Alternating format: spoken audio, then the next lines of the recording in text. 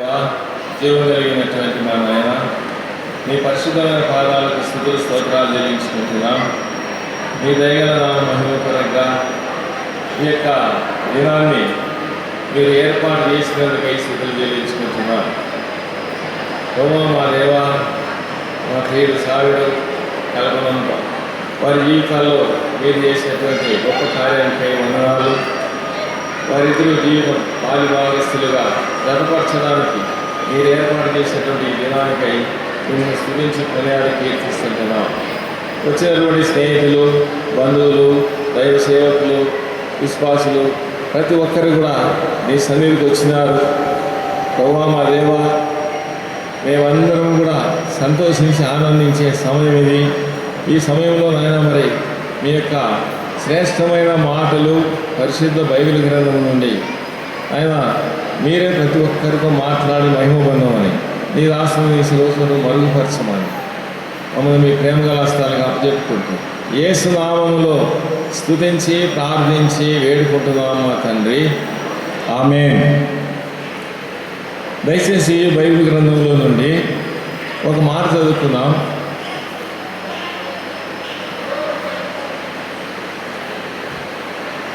హెబ్రీయులకు రాసిన పత్రిక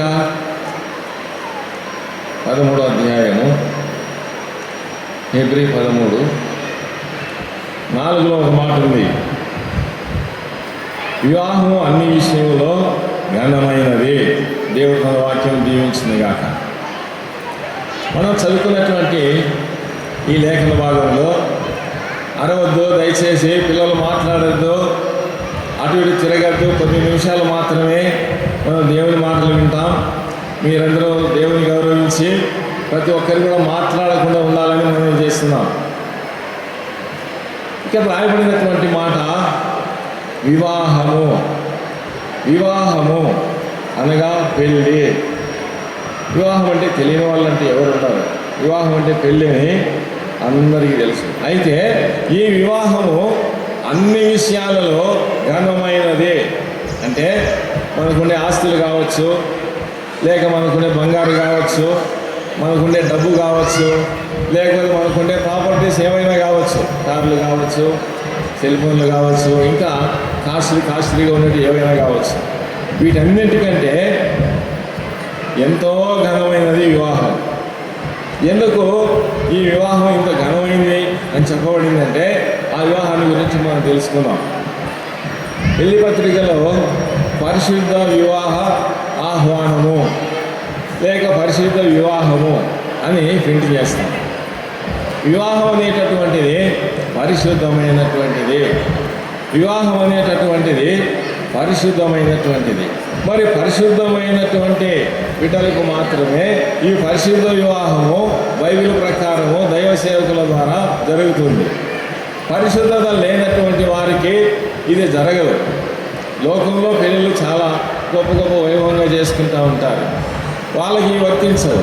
కేవలము యేసు ప్రభువుని అంగీకరించి మారుమనసు పొంది రక్షణ పొంది బాప్తిసం తీసుకొని తిరిగి జన్మించినటువంటి అనుభవం కలిగినటువంటి వారికి మాత్రమే ఈ వివాహం వర్తిస్తుంది. కనుక ఇక్కడ మనం గమనించినట్లయితే పరిశుద్ధ వివాహము, పరిశుద్ధమైనటువంటి వివాహము. యేసు ప్రభువు వారి రక్తంలో కడగబడితే తప్ప మానవులలో పరిశుద్ధత లేదు. పరిశుద్ధుడైన మానవుడు లోకంలో ఎక్కడ లేడు. లోకమంతా ఎత్తుకున్నా ఒక్కరి కూడా లేరు. అయితే పరిశుద్ధమైనటువంటి మానవులుగా ఎట్లా చేయబడతారు అంటే యేసుక్రీస్తు ప్రభువు వారి రక్తం చేత కొనబడిన వారు మాత్రమే, కడగబడిన వారు మాత్రమే పరిశుద్ధులు అని బైబిల్ గ్రంథము మనకు తెలియజేస్తూ ఉంది. మరి మన జీవితంలో గమనించినట్లయితే నీవు పరిశుద్ధులవేనా, నీవు పరిశుద్ధురాలవేనా? మరి వివాహానికి వచ్చినాం మనం, సంతోషమే.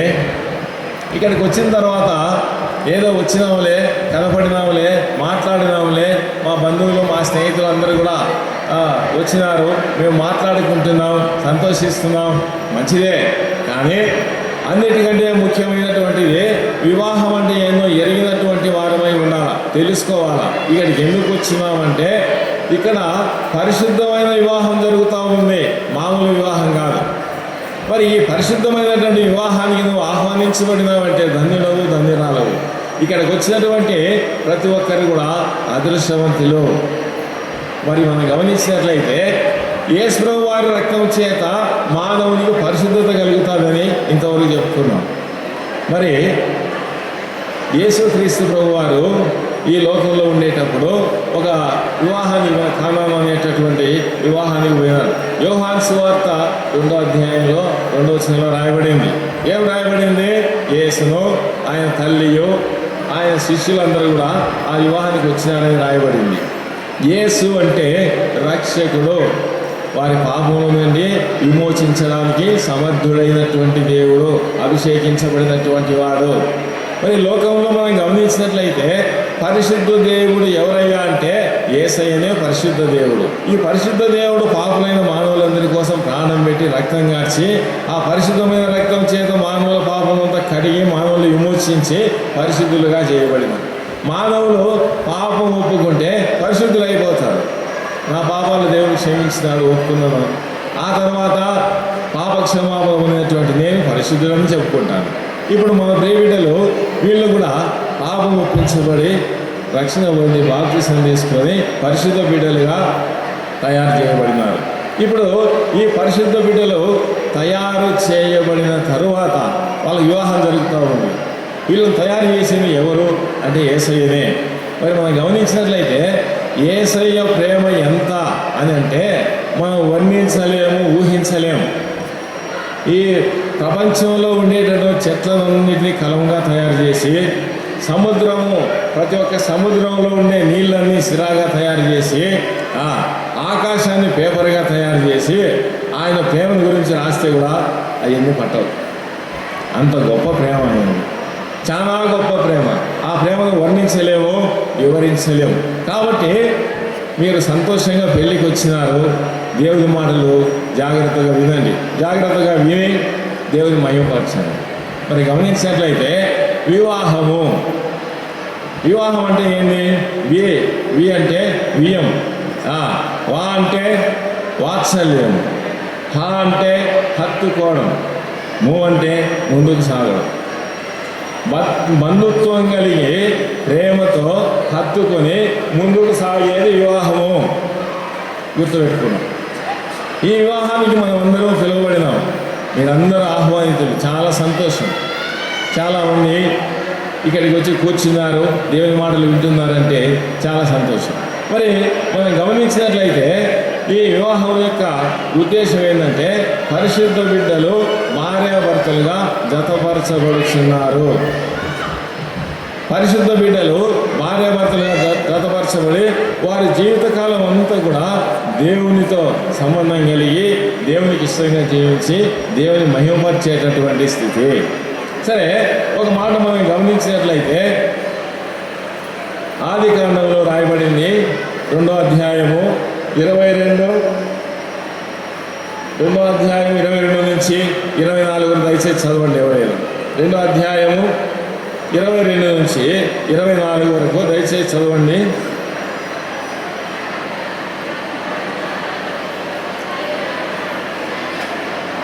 త్వరగా చదవాలి. ఆదికాండం 2వ అధ్యాయము 22 నుంచి 24 వరకు. తర్వాత దేవుడైన యెహోవా తాను ఆదాము నుండి తీసిన ప్రకటెముకను స్త్రీనిగాను నిర్మించి ఆమెను ఆదాము వద్దకు తీసుకుని వచ్చెను. ఇక్కడ మనం గమనించినట్లయితే ఆది కాలంలోనే, సృష్టి ఆరంభంలోనే దేవుడు ఒక వివాహం చేస్తాడు. ఎవరెవరికంటే ఆది మానవుడైనటువంటి ఆదాముకు, హవ్వకు.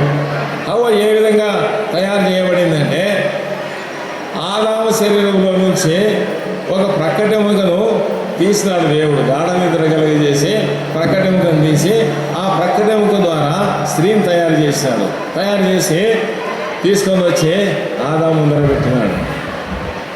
ఆ విధంగా దేవుడు ఆది కాలంలోనే పెళ్లి వ్యవస్థ కలిగినటువంటి స్థితి మనం చూడగలుగుతాం. మరి వీళ్ళిద్దరిని దేవుడు జతపరిచినాడు. బాగా వినాలి మీరు. అయ్యా తిరగద్దు, మీరు కూర్చోండి, మాట్లాడద్దు, దయచేసి మీరు దయచేసి కూర్చోండి.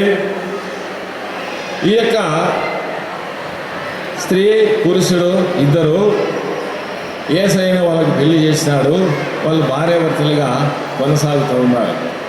ఏదేను తోటలో రకరకాల ఫలాలు, వాళ్ళకి కావలసిన ఫలాలు తింటూ ఉన్నారు.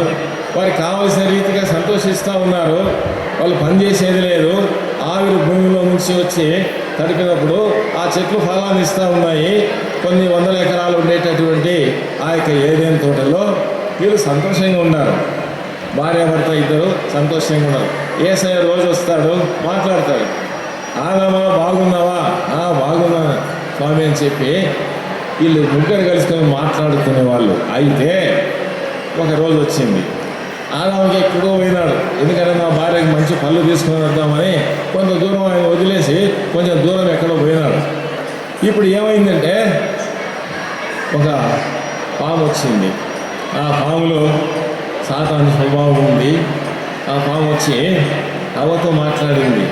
ఏమని మాట్లాడింది? ఒక చిన్న ప్రశ్న వేసింది. ఏమని? ఇది నిజమా? ఇది నిజమా? ఈ మాట అంటానే అవ్వ ఏమనుకుంది? ఏమన్నా అబద్ధమా ఇది?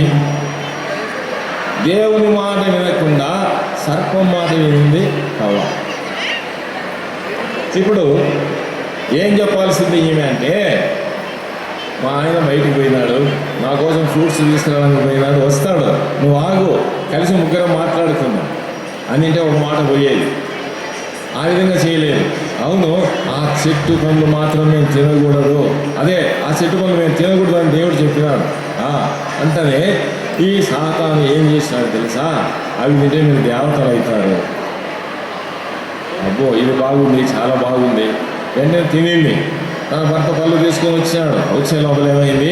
ఈమె తినింది. అయ్యా నువ్వు తెచ్చాడు అక్కడ పెట్టయ్యా ముందు ఇద్దరిని చెప్పి తినిపించింది. ఇద్దరు పండు తిన్నారు. పాపం వాళ్ళలో ప్రవేశించింది. దయచేసి గమనించండి, ఎప్పుడైతే వీళ్ళలో పాపం ప్రవేశించిందో, పాపం ప్రవేశించిన తర్వాత వచ్చినాడు దేవుడు. ఆదామా ఎక్కడున్నావు అంటానే భయపడి చెట్టు చాటున దాక్కున్నాడు. ఎందుకు దాక్కుంటున్నావు? నేను తినొద్దన్న పండు తిన్నావా అని అంటే ఇంకా మనం కింద చదువుకుండా పోతే విషయాలన్నీ ఉన్నాయి. అంటే ఏమంటాడు? నువ్వు నాకు ఇచ్చినావే ఈ స్త్రీని నాకు ఇచ్చినావే, ఆమెనే ఇచ్చింది, ఆమె ఇచ్చిందే తిన్నా. ఇక్కడ జాగ్రత్తగా మనం గమనించినట్లయితే వాళ్ళిద్దరూ కలిసి జీవించే జీవితము సంతోషంగా ఉండింది. ఎప్పుడైతే మూడో వ్యక్తి ప్రవేశించినాడో ఆదాముకు దేవుని మీద భయం కలిగింది. దేవుని సన్నిధిలో నిలబడే అర్హత లేకపోయింది. ఆదాము దేవునితో కలిసి నివసించడానికి ఇష్టం లేక పారిపోయి చెట్టు దాక్కున్నాడు. అంతేకాదు, దేవునికి దూరమయ్యే సంగతే కాకుండా ఇంకొక సంగతి ఏం జరిగింది అక్కడ? నా ఎముకలలో ఎముక, నా మాంసంలో మాంసము నన్ను నుండి తీయబడింది కనుక ఇది నారి అనబడును అని ఎంతో ప్రేమగా మాట్లాడిన ఆదాము ఇప్పుడు ఏమంటున్నాడు? ఈ స్త్రీ అంటే ఇక్కడ ఏం జరిగిందంటే కుటుంబంలో తేడా వచ్చింది, భార్యాభర్తల మధ్య తేడా వచ్చింది. దేవుని సన్నిధి కోల్పోయినారు మొదటిది. రెండవది కుటుంబంలో కూడా సమస్య. ఈ సమస్య తీరాలంటే మామూలు సంగతి కాదు. కొత్తగా పెళ్లి చేసుకునేటటువంటి వారు ఎన్నో కళలు తింటారు. నా భర్త ఇట్లుండాలా, నా భార్య ఇట్లుండాలా, మేము దేవుని నమ్ముకున్నాము, మేము దేవునితో ఇట్లా కలిసి ముందుకు వెళ్ళాలి, మా జీవితయాత్ర దేవునితోనూ కొనసాగాలనే ఉద్దేశాలు, ఆ యొక్క తీర్మానాలు, ఆ యొక్క సంకల్పాలు వాళ్ళ జీవితంలో ఉంటాయి. అయితే మూడవ వ్యక్తి వాళ్ళలో ప్రవేశించకుండా ఉన్నంత వరకు వాళ్ళ దేవుని మహిమపరుస్తారు. వాళ్ళిద్దరు కూడా సంతోషంగా ఉండగలుగుతారు. కల్పనమ్మ, సాగర్ మూడో వాళ్ళని రాణిస్తారా? మీరు కల్పన మూడో వాళ్ళని రాణిస్తారా? మీ మధ్యలోకి మూడో వ్యక్తి వచ్చినారంటే మీ జీవితంలో నష్టమే, కష్టమే, ఇబ్బంది. వాళ్ళు ఎవరైనా కావచ్చు, కుటుంబీకులు కావచ్చు, తల్లిదండ్రులు కావచ్చు, ఇంకా బయట వాళ్ళు కావచ్చు, స్నేహితులు కావచ్చు, బంధువులు కావచ్చు, ఎవరిని కూడా మీ కుటుంబ జీవితంలోకి ఆహ్వానించకూడదు. సమస్య ఏది వచ్చినా మీరు పరిష్కరించుకోవాలి, ఇంకోరికి చెప్పకూడదు. మా అమ్మకి చెప్తా, మా నాన్నకి చెప్తా, వెంటనే సాధనను ప్రవేశిస్తాడు. కలవడము, నష్టము, ఇబ్బంది, బాధ, సంతోషం అంతా పోతుంది, సమాధానం అంతా పోతుంది. ఎందుకన్నా పెళ్లి చేసుకున్నారా నాయన, నేను చేసుకోకుంటే బాగుండేది అనే తలంపు కూడా రాకపోదు. అందుకోసమని ఏం చేయాలంటే మీరిద్దరూ యేసయ్యకే చెప్పాలి. మీ బాధ ఏమున్నా యేసయ్యకి చెప్పుకోవాలా. ఆదాము యేసయ్యకి చెప్పాలా, హవ్వ యేసయ్యకి చెప్పాలి. అట్లనే మీరిద్దరు కూడా యేసయ్యకే చెప్పుకోవాలి. మీ సమస్యలు ఏమన్నా ఉన్నవి మూడో వాళ్ళకి ఎవరికి చెప్పకూడదు. నా భర్త ఇట్లా, నా భార్య ఇట్లా, ఈ మాటలు రాకూడదు. ఎందుకంటే ఆ విధంగా వచ్చిన రోజు సాతాను ఆ విధంగా ప్రేరేపించి నష్టపరిచి మీ జీవితానికి సంతోషం లేకుండా చేసి పెడతాం. కాబట్టి ఈ విషయంలో మీరు చాలా జాగ్రత్తగా ఉండాలి. జాగ్రత్తగా ఉండకపోతే ఇబ్బంది పడాల్సినటువంటి ఆ పరిస్థితి మనం చూడగలుగుతాం. ఆ విధంగా మనం గమనించినట్లయితే చూడండి, ఈ యొక్క ఆదాము దేవుని నుండి వేరైనాడు, హవ్వ కూడా వేరైపోయింది. వాళ్ళ కోసం సృష్టించినటువంటి ఆ ఏదేని తోట ఎంతో ఆశీర్వాదకరమైన తోట, ఫల వృక్షాలు ఎన్ని రకాలైనవి ఉన్నాయో తెలియదు. అంత పెద్ద తోటలో నుంచి దేవుడు ఏం చేశాడంటే వెళ్ళగొట్టేను అదే రాయబడింది. అంటే దేవుని మాట కాకుండా ఎవరి మాట వింటే కూడా దేవుడు మనతో ఉండడు అనే సంగతి గుర్తుపెట్టుకోవాలి. ఆ విధంగా వెళ్ళగొట్టబడిన తర్వాత నువ్వు కష్టపడాలా, పని చేసుకోవాలా, నీ చెమట భూమి మీద కారితే నీకు భోజనం లేకుండా లేదని చెప్పినాడు దేవుడు. అంటే ఆ యొక్క ఏదైనా తోటలో సంతోషంగా ఆనందంగా పని బాట లేక అక్కడ పనులు తిని యేసయ్యను స్తుతిస్తా, యేసయ్యతో మాట్లాడుతా సంతోషంగా ఉండేటట్టు ఆ సమయం అంతా ఇప్పుడు ఏమైపోయిందంటే కష్టంగా మారిపోయింది. కారణం ఏంటంటే మూడో వ్యక్తి ప్రవేశించడం ద్వారా. అందుకోసమని మొట్టమొదటిగా గమనించాల్సిన సంగతి ఏంటంటే మూడో వ్యక్తి వీళ్ళ జీవితాల్లోకి ప్రవేశించద్దు. ఇక్కడ ఉండేటటువంటి భార్యాభర్తలు ఎవరైనా సరే మీకు కూడా ఇది వర్తిస్తుంది. మీరు కూడా ఏం చేయాలంటే సమస్య ఏదొచ్చినా భార్యాభర్తలు మీరే పరిష్కరించుకోవాలి. యేసయ్యకి చెప్పుకోవాలి. యేసయ్యకి చెప్తే ఆయన తీరుస్తాడు. కాబట్టి మూడో వ్యక్తి ప్రవేశించడానికి ఎప్పుడు సిద్ధంగానే ఉంటారు. దేవుడి సృష్టినే, దేవుడు చేసిన పెళ్లినే చెడగొట్టి నష్టపరచడానికి చేసినటువంటి సాతాను ఇప్పుడు కూడా అదే పని చేయడానికి ఇష్టపడుతూ ఉంటాడు. ఒక జరిగిన సంగతి చెప్తాను నేను, బాగా వినండి. ఆ వెనక శబ్దాలు వస్తున్నాయి, దయచేసి శబ్దం చేయొద్దు. కొన్ని నిమిషాలు మాత్రమే ముగిస్తాము. మీరు మాట్లాడకుండా దేవుని మాటలు వినాలని మనవి చేస్తున్నాం. ఒక వ్యక్తికి పెళ్ళి అయ్యింది, ఆయన ఉద్యోగం చేస్తాడు. మంచి భార్య, మంచి భర్త, ఇద్దరు ఎంతో ప్రేమతో సంతోషంతో వాళ్ళ జీవితం కొనసాగిస్తూ ఉంటారు. ఆ వీధిలో ఉన్న వాళ్ళందరూ కూడా అబ్బా ఎంత మంచి జంట, ఎంత బాగున్నారు, ఎంత ప్రేమగా ఉంటారు, వీళ్ళని చూస్తే ముద్దొస్తుందని అనుకునేటటువంటి వాళ్ళు ఆ వీధిలో. అయితే ఒక ముసలావిడ వచ్చింది. ఏం చెప్పుకుంటున్నారు మీరు అంటే, ఈ విధంగా పెద్దమ్మ ఇట్లా సంగతి అంటే, ఈరోజు సాయంత్రమే వాళ్ళు కొట్టుకునే పరిస్థితి నేను చేస్తాను అనిందంట. ఇక్కడ వాళ్ళు కొట్టుకునే వాళ్ళు కాదు, చాలా ప్రేమగా ఉండేవాళ్ళు, వాళ్ళు చాలా మంచివాళ్ళు, నువ్వేం చేస్తావేం? లేదు లేదు చూడండి, నేను చెప్పను కానీ చేసి చూపిస్తా అని చెప్పిందంట. ఆ తర్వాత ఏమైందంటే వాళ్ళ భర్త ఉద్యోగానికి పోయినాడు. మెల్లగా ఎంటర్ అయింది. అమ్మా ఎంత చక్కగా ఉన్నావే తల్లి, నువ్వు అంత దేవతలాగా ఉన్నావు, ఎంత బాగున్నావు, నిన్ను చూసే ముట్టేస్తుంది బిడ్డ, చాలా బాగున్నావు నువ్వు అని బాగా పొగిడింది. చెప్పు బామ్మ, ఏం బామ్మ అంటే, ఏం లేదు నాకు ఒక్కటే ఒక బాధ అనింది. ఏం బాధ ఉందో చెప్పు, నా చేత అయితే నేను తీరుస్తానింది.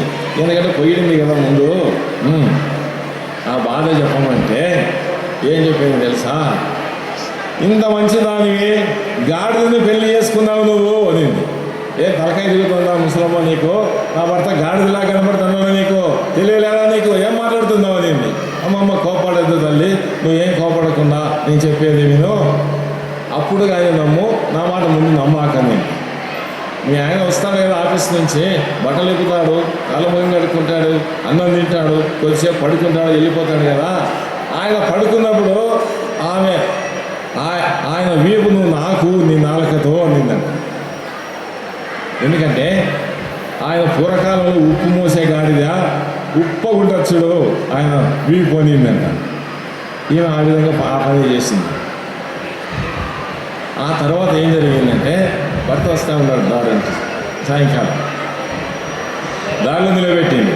అయ్యా ఎంత చక్కగా ఉన్నావయ్యా నువ్వు చాలా మంచివాడవయ్యా, వీళ్ళందరూ నీ గురించి మంచిగా చెప్పుకుంటున్నారు, చాలా మంచివాడు, కానీ బాధ ఒక్కటే. ఏంటిదమ్మా బాధ? ఏం లేదయ్యా, నువ్వు కుక్కను పెళ్లి చేసుకున్నావయ్యా. నేను అరే కుక్కనా, నా భార్య ఎంత మంచిది, ఏం మాట్లాడుతున్నావు, నీకు తెలివిందా అని అడిగిన. లేదు లేదు, నేను చెప్పింది విను, అది నిజమైతే నమ్ము, లేకుంటే లేదు. ఈరోజు ఇంటికి పోతానే నీ భార్య నేను నాలుగుతో నాకుతుంది, అప్పుడు నీకు అర్థమవుతుంది నేను చెప్పింది అని. సరే అతను వచ్చినాడు. వచ్చిన తర్వాత ఆ పని జరిగింది. పడుకున్నాడు. ఈపు నాకుతానే, ఏ కుక్క అన్నాడు భర్త. ఈయనేమంటుంది, ఏ గాడిద. బాగుండే వాళ్ళ జీవితంలో వచ్చింది సమస్య. నువ్వు కుక్కవంటే నువ్వు గాడిదవంటే, నువ్వు కుక్కవంటే నువ్వు గాడిదవంటే. ఆమె కుక్క కాదు, ఈయన గాడిద కాదు. అంటే అపోహలు తెచ్చి పెట్టి కుటుంబాలను సర్వనాశనం చేసేటటువంటి వాళ్ళు మన చుట్టే ఉంటారు, మన మధ్యలోనే ఉంటారు, మన దగ్గరికే వస్తారు, మంచిగా మాట్లాడతారు. అబ్బా నీలాంటి వాళ్ళు ఎవరున్నారు నాయనా, నీలాంటి వాళ్ళు ఎవరున్నారమ్మా, మంచిగా మాట్లాడి కుటుంబాలు తీసేయడానికి వాళ్ళు ఇష్టపడుతూ ఉంటారు అన్నమాట. అందుకోసమని బహు జాగ్రత్తగా జీవితాన్ని కొనసాగించాలి. ఉదయాన్నే లేచిన వెంటనే వాక్యం చదువుకోవాలి. ఇద్దరు కూర్చొని రాత్రి పడుకునేటప్పుడు కూడా వాక్యం చదువుకోవాలి, ప్రార్థన చేసుకోవాలి. వాక్యం ఏం చేస్తుంది? మనలో ఉండే పొరపాటును తెలియజేస్తుంది. ప్రార్థన చేసుకుంటే ఏమవుతుంది?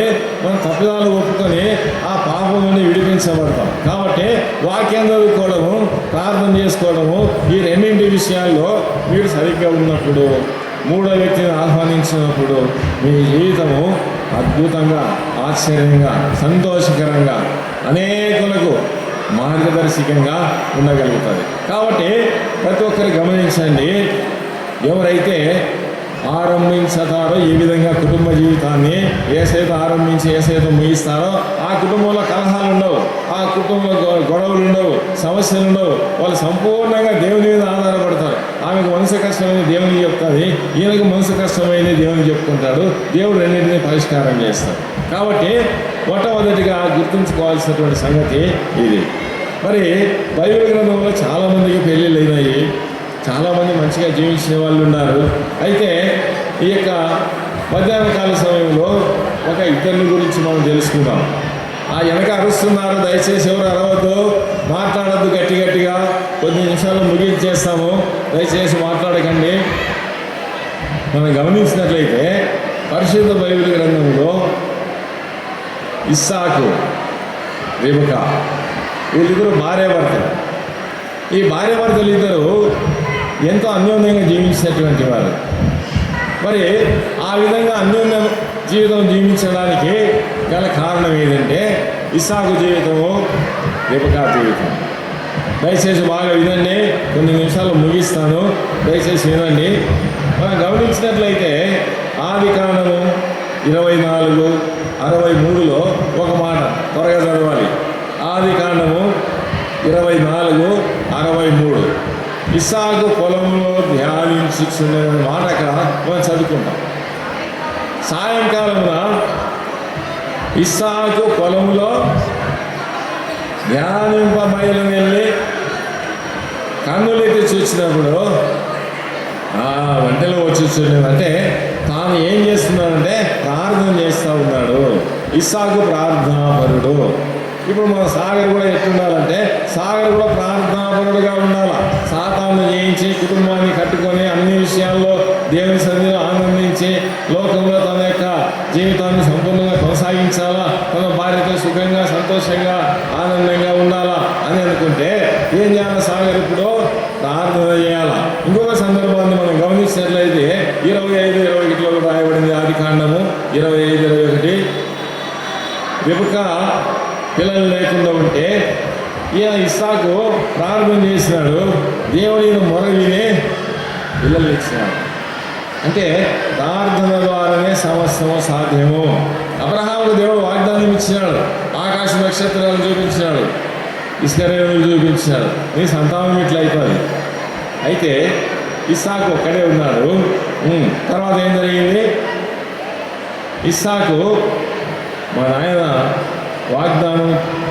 నాయనకు దేవుడు వాగ్దానం చేసి పుట్టినా కదా, నేను వాగ్దాన పుత్రుని, నాకు పిల్లలు పుడతారు అనుకున్నాడు. పిల్లలు పుట్టలేదు. ఎప్పుడైతే ఇస్సాకు ప్రార్థన చేసినాడో దేవుడు వెనుక గర్భం తెచ్చినాడు, పిల్లలు అనుగ్రహించినాడు. ఇంకా ముందుకు వెళితే మనం ఏం జరిగింది చూడండి. 26 అధ్యాయం చదవండి. ఆ మాట 26, 25, ఆదికాండం 26, 25.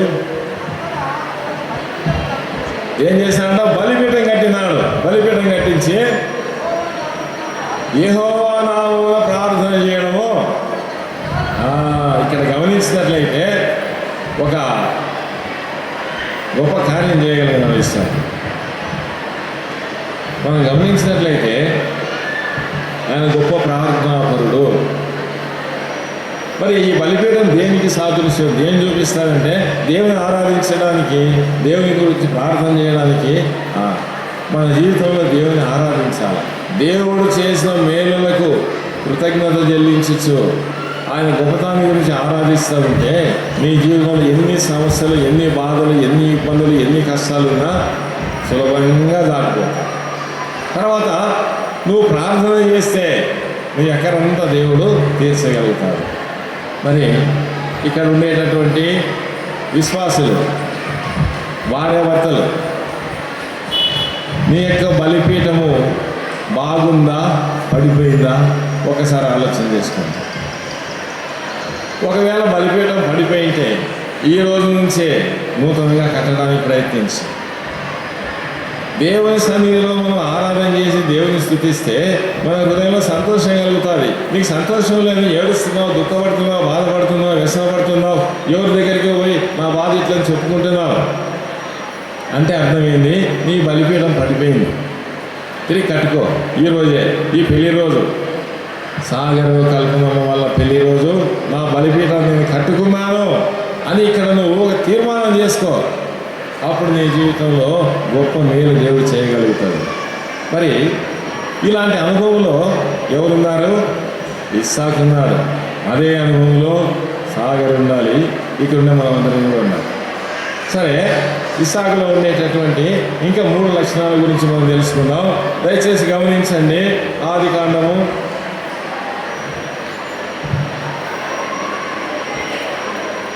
25:11.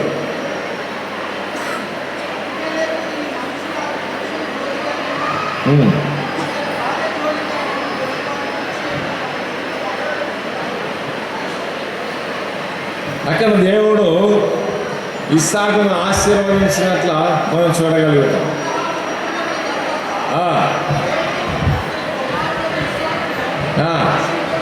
ఇస్సాకును ఆశీర్వదించినాడు. ఎప్పుడైతే ప్రార్థన చేసినాడో ఇస్సాకు ఆశీర్వాదం పొందినాడు. ప్రార్థన చేయాలంటే మనం ఒక ఎరుక కలిగి ఉండాలి. యోహాను సువార్త 15:7 రాయబడింది, నా యందు మీరు మీ యందు నా మాటలు నిలిచి నెలలా మీకేమి ఇష్టమడు కూడా అది మీకు అనుగ్రహించబడును అని రాయబడింది. కాబట్టి దేవునిలో మనం ఉండాలా, ఆయన మాటలు మనలో ఉండాలి. అప్పుడు మనకి ఏది ఇష్టమో దేవుడు దాన్ని మనకు అనుగ్రహించడానికి ఇష్టపడతాడు అన్నమాట.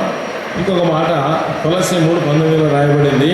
కొలస్సీ 3:19 దయచేసి చదవండి. కొలస్సీలకు రాసిన పత్రిక 3వ అధ్యాయం 19 పురుషులారా మీ భార్యలను ప్రేమించుడి అని రాయబడింది. ఒక వ్యక్తి భార్యను ఎట్లా ప్రేమిస్తాడు అంటే అతను ప్రార్థనాపరుడైతేనే ప్రేమించగలుగుతాడు. ప్రార్థన చేయకోకుండా భార్యను ప్రేమించలేడు. గుర్తుపెట్టుకోండి. ప్రార్థన చేసేటటువంటి వ్యక్తి తన భార్యను ప్రేమించగలుగుతాడు. ఒకరోజు ప్రార్థన చేయకుండా ఉంటే చిన్న సమస్యనే కుటుంబంలో పెద్దదైపోయి భార్యాభర్త గొడవ పడతారు. అందుకోసమని ప్రార్థనా జీవితం ప్రతి పురుషుడు కలిగి ఉండాలి. కుటుంబంలో సమస్యలు లేకుండా ఎప్పుడైతే ప్రార్థనాపరులంగా ఉంటామో భార్యలను ప్రేమించడానికి చేత అవుతుంది. భార్యలను ప్రేమించాలంటే ఊరికే మాటలతో కాదు, క్రియాపూర్వకంగా ప్రేమించాలి. ఉమాడే అనేటటువంటి ఒక వ్యక్తి మంచి సేవకుడు, మంచి వర్తమానికుడు. ఆయన గుడ్డి వాళ్ళ దగ్గర పరిచయం చేస్తూ ఉంటే దేవుడు ఒక గుడ్డి ఆమెను చూసి పెళ్లి చేసుకో అన్నాడంట. ప్రభావ నాకు వద్దు గుడ్డిగా నేనేం చేస్తా, నాకు వద్దు ప్రభావ పెళ్లి కాకుండా ఇట్లనే అంటే నాకు వద్దు అన్నాడంట. మళ్ళీ చెప్పినా అంట 3 సార్లు చెప్పినప్పుడు భయపడి ఆ గుడ్డామి దగ్గరికి పోయి దేవుడు నిన్ను పెళ్లి చేసుకోమన్నాడు, మరి నేను పెళ్లి చేసుకుంటానంటే సంతోషంగా అంగీకరించింది. పెళ్ళి అయిపోయింది. పెళ్ళి అయిపోయిన తర్వాత ఈయన మంచి వర్తమానం గురించి చెప్పినా కదా, ప్రేమల గురించి ఒక చర్చిలో ఆయన బోధ చేస్తున్నాడు. బోధ చేసి అందరూ కూడా అబ్బా మీ ఇన్ని రోజుల నుంచి వినలేదు ఇలాంటి శ్రేష్టమైనటువంటి ప్రేమ గురించి, ఈ బ్రదర్ చాలా బాగా చెప్పినారని సంతోషపడ్డారండి. తర్వాత ఇంటికి వచ్చిన తర్వాత ఏం జరిగింది, భార్య కుమారుడే అంటే నేను చెప్పమ్మా అన్నాడంట. మంచి వర్తమానం ఇచ్చినావు సంతోషము. అయితే నన్ను నువ్వు ఆ విధంగా ప్రేమిస్తున్నావా అనేటప్పటికీ కంగు తిన్నాడు మనోడు. మంచి వర్తమానికి మంచి సాక్ష్యం కలిగిన వ్యక్తి. వెంటనే వెళ్ళి అమ్మా నా తప్పయింది, బోధ చేసినా కానీ అతను నేను ప్రేమించలేదు, నేను ఎందుకంటే గుడిగానే కాబట్టి నీకేం తెలుస్తుంది అని నా ఆలోచన ప్రకారం నేను పోయినాను. పోయి ఆమె దగ్గర పోయి కాళ్ళు పట్టుకొని క్షమాపణ అడిగినాను. ఆ తర్వాత ఆమె కళ్ళు వచ్చినాయి. ఆమె కళ్ళు వచ్చి ఆమె ఉద్యోగం చేస్తా, కారు మెయింటైన్ చేసుకుంటా అమెరికా దేశంలో తిరుగుతూ ఉంది. మరి నేను చెప్పేది ఎందుకు చెప్తున్నా అంటే, నిజమైనటువంటి ప్రేమ పైకి కాదు, హృదయపూర్వకంగా ప్రేమించాలి. అది ఎట్లా సాధ్యం అంటే ప్రార్థన ద్వారా సాధ్యం. సరే, రెండవది మనం ఏం చెప్పుకున్నాం ఇంతవరకు? రెండవది ఏం చెప్తున్నాం? ఇస్సాకు ఏం చేశాడంట? దేవుడు ఆశీర్వదించినాడు.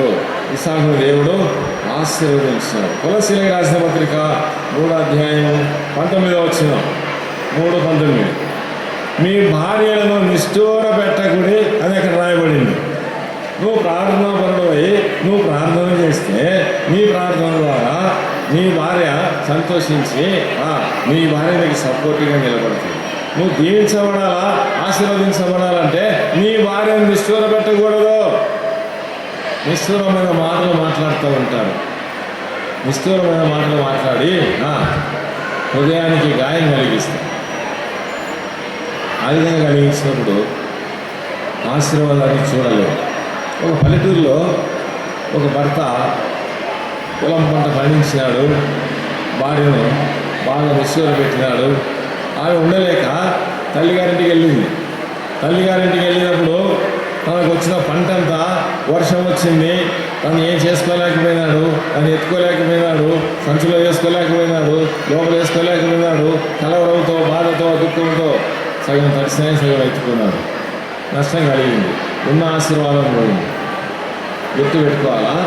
మీ భార్యలను నిష్ఠూర పెట్టకుడే. గుర్తుపెట్టుకోవాలి ఈ మాట. మనం దీవించబడాలంటే వారిని నిష్ఠూర పెట్టకూడదు. వాళ్ళకి సరైనటువంటి సమయంలో సరైనటువంటి మాటలు, యథార్థంగా ప్రేమ కలిగినటువంటి మాటలు చెప్పి వాళ్ళు సంతోషపరిచే పరిస్థితి మనం చేయగలగాలి. తర్వాత 3వ విషయానికి వద్దాం. చూడండి, ఇతరులో ఉండేటటువంటి 3వ విషయం ఏంటంటే ఆదికాండం 26:12. అప్పుడు కరువు వచ్చింది. ఆ కరువులో ఇస్సాకు విత్తనం వేసి ఆ సంవత్సరము 100 ఫలము పొందాడు. ఏమైనాడు ఇప్పుడు ఇస్సాకు? 100 ఫలం పొందినాడు. ఎందుకు చెప్పండి? భార్యను ప్రేమించినాడు. ఇంకేం చేశాడు? ఆమెను నిష్ఠూర పెట్టలేదు. కాబట్టి దేవుడు ఏం చేశాడు? 100 ఫలాన్ని ఇచ్చినాడు. ఇంకా 100 ఫలం పొందాలంటే 1 పేతురు 3వ అధ్యాయము 7వ వచనం. 1 పేతురు 3:7 త్వరగా చదవండి. 1 పేతురు 3:7.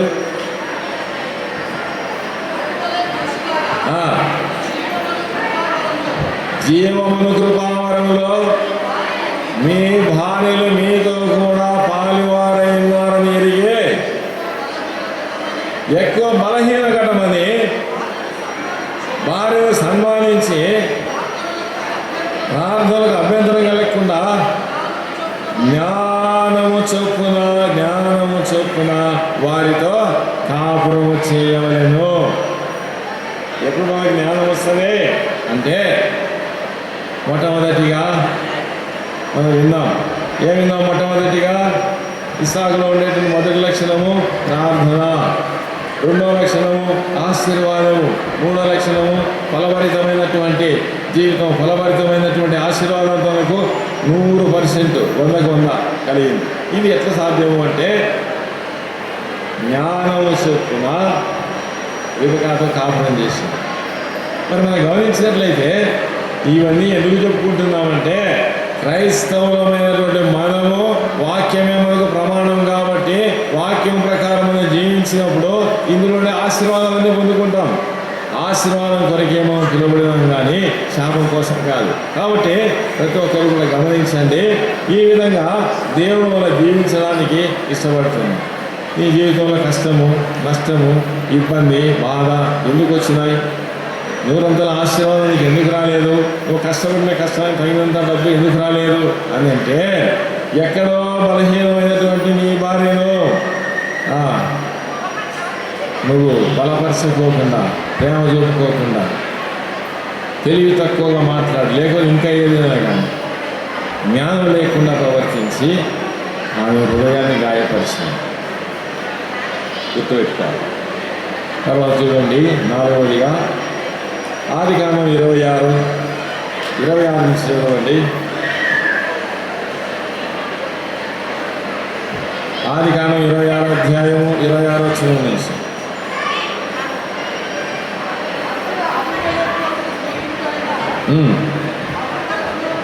అబీమెలెకు అనేటటువంటి వాడు రాజు. ఆ రాజు ఏం చేసినారు చూడండి.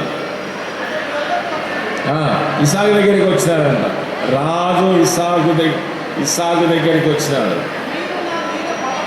మీరు నా మీద పగబట్టి నా యుద్ధం నన్ను మీ యుద్ధం నన్ను పంపివేస్తుంది కదా, ఎందు నిమిత్తము నా దగ్గరికి వచ్చినారని ఇస్సాకు ఆ రాజు అడుగుతాడు. ఇక్కడ మనం గమనించాల్సిన సంగతి ఏంటంటే రాజులు ఎవరినైనా వాళ్ళ దగ్గరికి వినిపించుకుంటారు.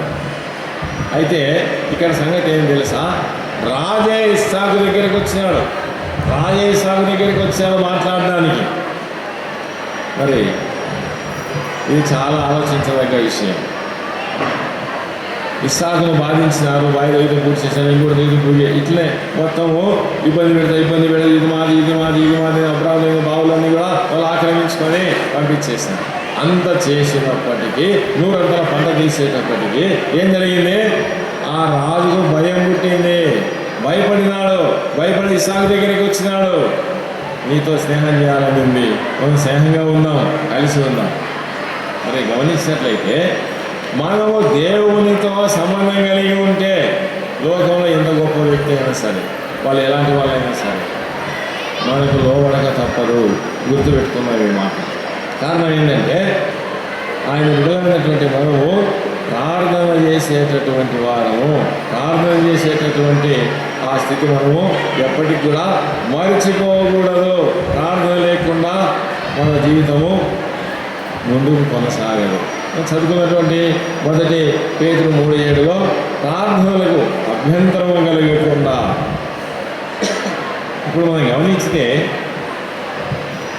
కల్పనమ్మ సాగరయ్యకు ప్రార్థనకు అభ్యంతరం కలిగించకూడదు. కారణం ఏంటంటే ఆశీర్వాదం అక్కడి నుంచే వస్తుంది, దీవెన అక్కడి నుంచే వస్తుంది, సంతోషం అక్కడి నుంచే వస్తుంది, సమాధానం అక్కడి నుంచే వస్తుంది, కుటుంబ గౌరవం పెరిగేది కూడా అక్కడి నుంచి. రాజు భయపడి ఇస్సాకు దగ్గరికి వచ్చినాడంటే సామాన్యమైన సంగతి. కాబట్టి సమస్యలు, ఆ గొప్ప సమస్యలు ఏవైనా ఉండొచ్చు, ప్రార్థన చేయడం ద్వారా అన్నీ సాల్వ్ అయిపోతాయి. కాబట్టి ఇస్సాకు జీవితంలో చాలా గొప్ప పనులు చేసినటువంటి ఆయన జీవిత విధానాలు చాలా ఉన్నాయి. మనం 4 విషయాలు చూసుకున్నాం. మొదటిది అతను ప్రార్థనాపరుడు, రెండవది దేవుని ఆశీర్వాదం పొందుకున్నటువంటి వాడు, మూడవది 100 ఫలం పొందినటువంటి వాడు, 4వది రాజు భయపడి ఈయన దగ్గరికి వచ్చినాడు. అంటే తన యొక్క ప్రార్థనా జీవితంలో అంత గొప్ప పట్టు ఉంది. సరే, ఇది ఇస్సాకులో ఉండే లక్షణం. ఇప్పుడు దీపకాల గురించి మనం కొన్ని విషయాలు విందాం. 4 విషయాలు త్వరగా ముగిస్తాను, ఎక్కువసేపు ఉంచాను. ఇంకొక 10-15 నిమిషాలు అయిపోతుంది. దయచేసి అందరూ స్పష్టంగా వినాలని మనం చేస్తున్నాం. మరి దీపిక గురించి మనం ఆలోచన చేస్తే ఆదికాండం 24 16వ మాట రాయబడింది. ఆది కాండము 24వ అధ్యాయము 16వ వచనంలో రిబ్కా గురించి ఒక మంచి మాట రాయబడింది. ఆ చిన్నది మిక్కిలి చక్కనిది. ఎలాంటిదంట రిబ్కా? చక్కనిది, వంకరతనము లేనిది, వంకర బుద్ధి లేనిది. చూసేదానికి అందంగా ఉంది, హృదయంలో కూడా ఆమె అందంగానే ఉంది. హృదయంలో కూడా ఆమె అందంగానే ఉంది. మరి మనం గమనించినట్లయితే ఆ బిడ్డ ఎంత శ్రేష్టమైందో కదా.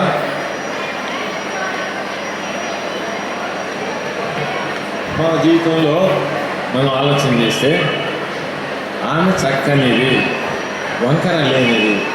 ఏజ్కేల్లో ఏమంటుందంటే, నరపుత్రుడా నువ్వు చక్కగా నిలబడు, నేను నీతో మాట్లాడుతా అంటాను 2వ అధ్యాయంలో. కాబట్టి ఈమె చక్కనిది, ఆత్మీయంగా శారీరకంగా అన్ని విషయాల్లో ఈమె అందమైనటువంటిది.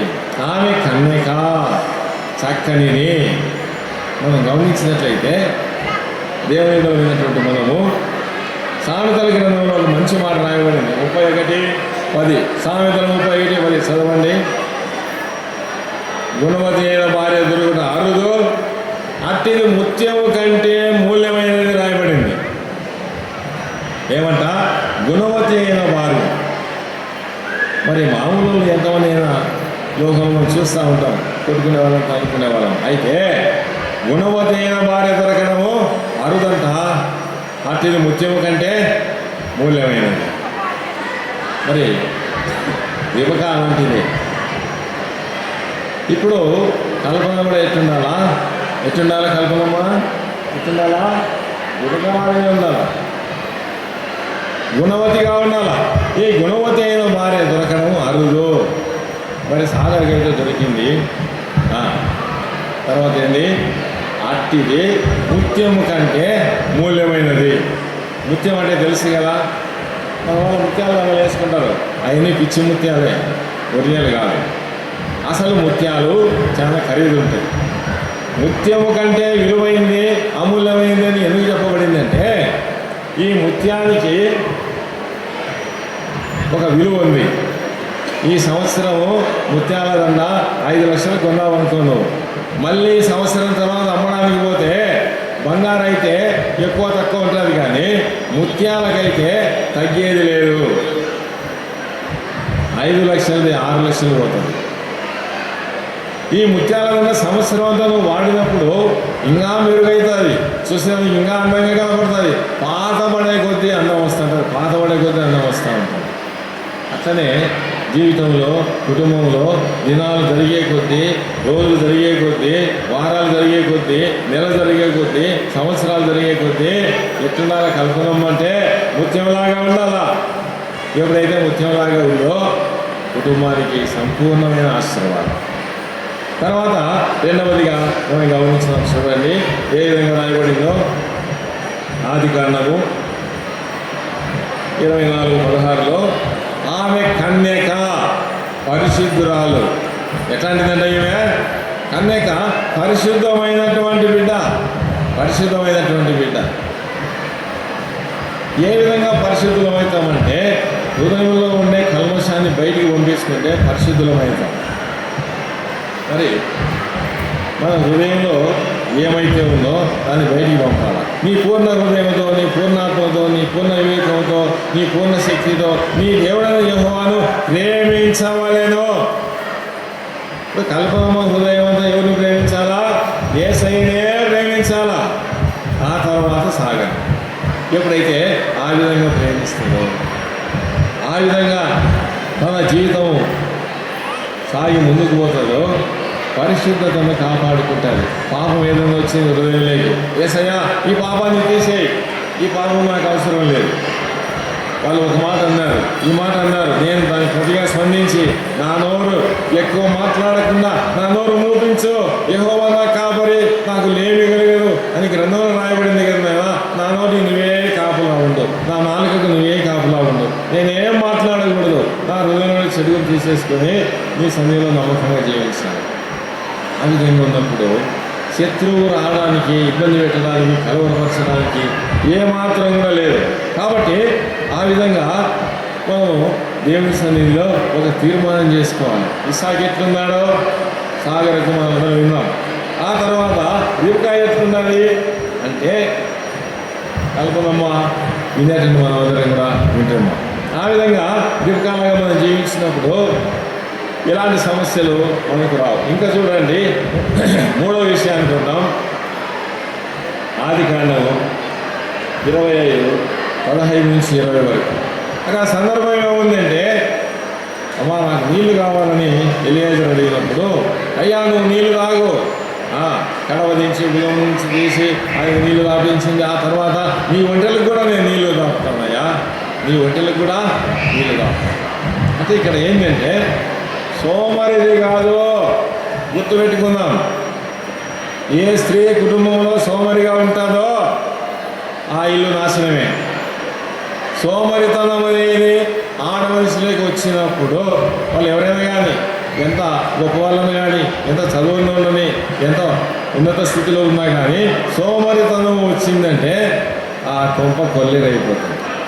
కాబట్టి ఏం చేయాలా? సోమరితనానికి దూరంగా ఉండాలి. రిబ్కా ఏం చేసింది? కష్టపడింది.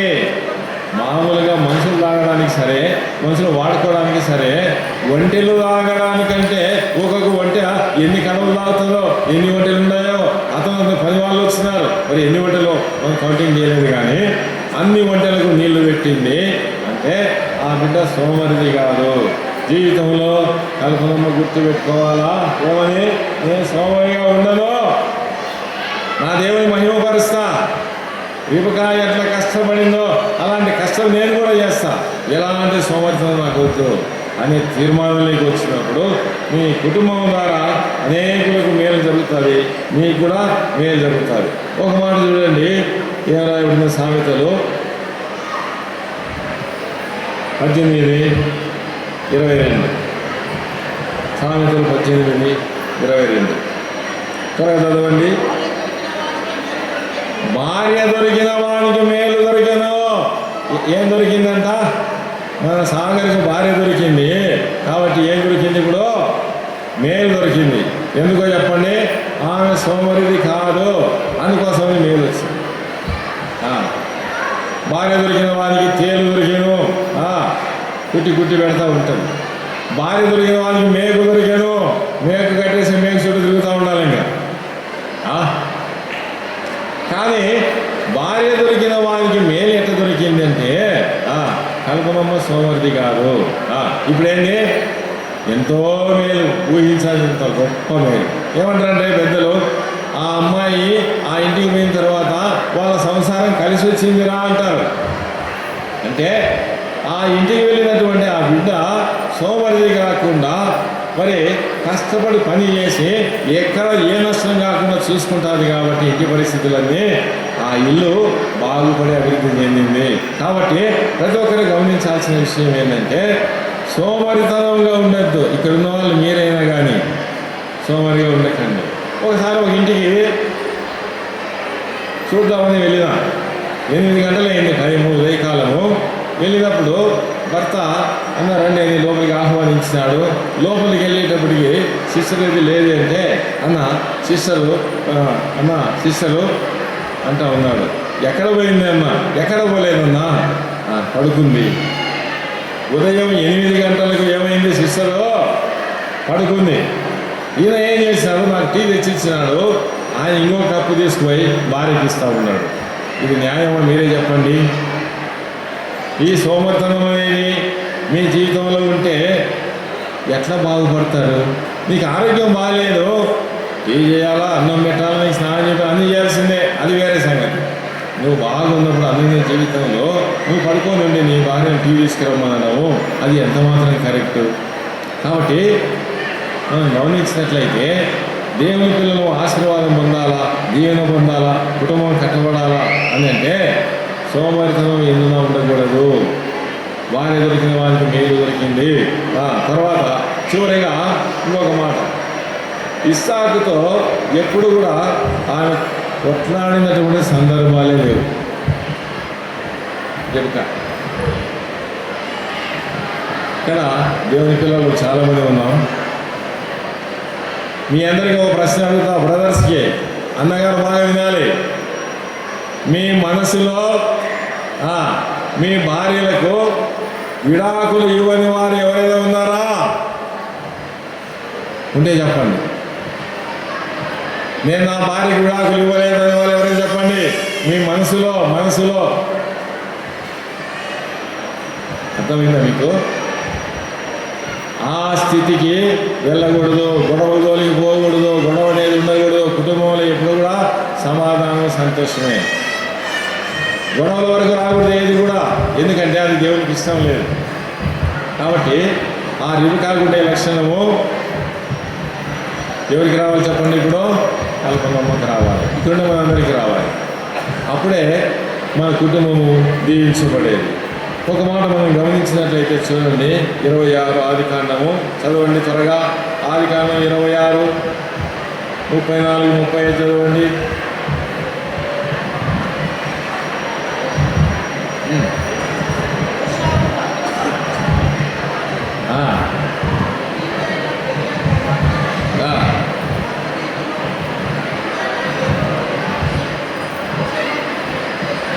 ఇస్సాకు రిబకాకు పుట్టినటువంటి యాకోబు ఏశావులో జ్యేష్ఠ కుమారుడు ఏశావు పెళ్లి చేసుకున్నాడు. అక్కడ ఉండే కనాను స్త్రీలు పెళ్లి చేసుకొని వాళ్ళతో విసిగిపోయినారు. కానీ కొట్లాడలేదు. వాళ్ళు కోట్లలో ఫైటింగ్ చేయలేదు. వీళ్ళు విసిగిపోయినారు కానీ వాళ్ళు ఎలాంటి ఫైటింగ్ చేసినట్లు బైబిల్లో మనం చూడలేదు. కాబట్టి మనం గమనించినట్లయితే సామెతలు 31:23 కూడా ఇంకొక మాట చదువుకుందాం. సామెతలు 31:23. ఆమె పెనిమిటే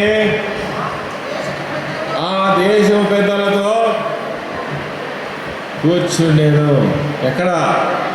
ఎక్కడైతే పంచాయతీ జరిగేటటువంటి ఒక ప్లేస్ ఉంటుందో అక్కడ భర్త కూర్చుంటున్నాడంట. కారణం ఏంటంటే భార్యాభర్తలు కొట్లాడరు కాబట్టి ఆడపోయి కూర్చున్నాడు. ఆడపోయి కూర్చుంటే ఏం చేయాలా? ఆడ జరిగేదానికి న్యాయం చెప్పాలి.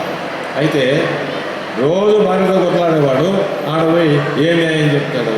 అంటే మన కుటుంబంలో కలహం లేకుంటే ఊర్లో అందరి దగ్గర మనకు గౌరవం ఉంటుంది, ఘనత ఉంటుంది. కాబట్టి ఈ మధ్యాహ్న కాల సమయంలో మనం ముగించుకుంటున్నాం. ఆలోచించండి, వివాహం అంటే ఏంటి? భార్యాభర్తలు అంటే ఏంటి? వివాహం ఎక్కడి నుంచి వచ్చింది? భార్యాభర్తలు ఏ విధంగా ఉండాలా? ఇస్సాకు రిబకాలు ఏ విధంగా దీవించబడినారు? దేవుని మహిమ కొరకు ఎట్లా ఆశీర్వదించబడినారు? ఇస్సాకులోనే 4 లక్షణాలు, రిబకాలోనే 4 లక్షణాలు, వీటి గురించి మనము తెలుసుకుందాం. కాబట్టి ఆ విధంగా మనం జీవించినప్పుడు సాగరు, కల్పనమ్మ, ఇక్కడున్న మనం అందరం కూడా దీవించబడతాం. దేవుడు మన వాక్యం దీవించింది కాక.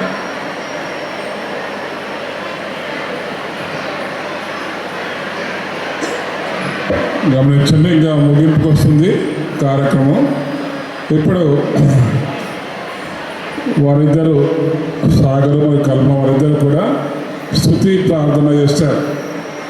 సాగర్ ఏం చేస్తారంటే, దేవుడు నాకు ఇచ్చిన గొప్ప రక్షణ బట్టి దేవునికి వందనాలు చేస్తారు. తర్వాత సుబుద్ధి గల భార్య, గుణవతి భార్యను నాకు దేవుడు ఇచ్చినందుకే ఉందని వందనాలు చెల్లిస్తారు. అదే రీతిగా కల్పన కూడా దేవుడు నాకు ఇచ్చిన గొప్ప రక్షణ బట్టి వందనాలు చెప్తుంది. తర్వాత శారా కదా, అబ్రహాం నా యజమానుడు అని పిలిచినట్టుగా సాగర్ నా యజమానుడు